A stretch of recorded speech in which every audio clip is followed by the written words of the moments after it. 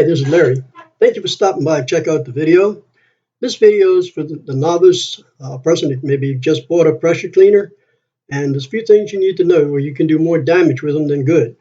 So hopefully you'll enjoy the video and it'll help you. Thank you.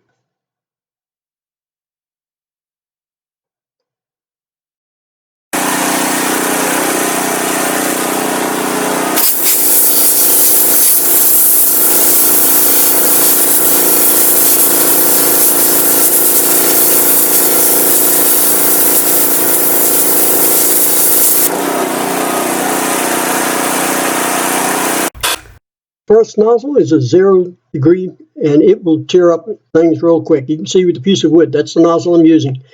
These other nozzles are basically for doing your driveways, your walls, different things like that. You can use them. Distance is very important with these.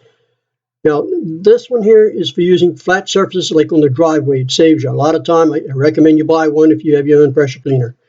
I'm using a Black Max 2700 PSI. On this, I put the gas on, put the switch on, pull the choke back. Do not start it at this point. Now, you want to make sure you get your garden hose hooked up and the water running before you start it. Okay, right here is where the pressure hose goes for the sprayer. This is where your garden hose goes. Make sure they're on tight and there's not any leaks or drips because you'll get air in the line. Here I'm running the nozzle, running the sprayer without any nozzle on it. And if you notice it's shooting in and out a little bit, that's getting the air out of the line. If you don't get the air out of the line, it's going to burn up your pump. You definitely want to do this before you start the equipment. Make sure the water is always turned on. Now we're ready to start the equipment. As soon as it starts, you're going to have to push the choke off.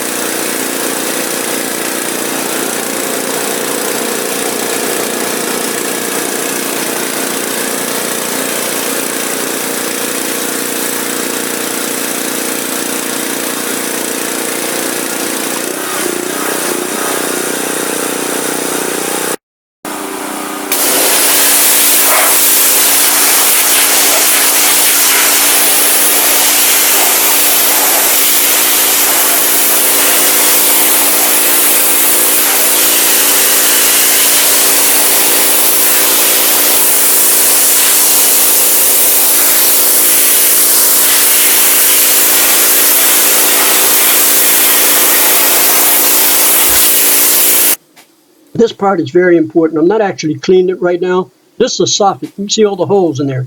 If you spray straight up on it, the water will be okay. It'll run back out. If you spray towards the wall, it's going to spray it inside on the sealant and damage your sealant.